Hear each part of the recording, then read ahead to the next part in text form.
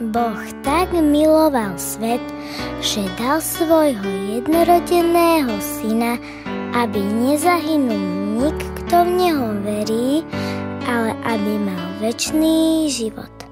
Ježiš môj, pred tvojou stojím obetou, nechal si slávu, zomrieť si šiel.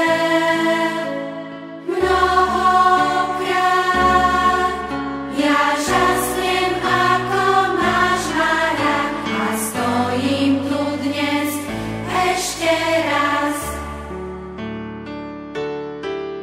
A stojím tu dnes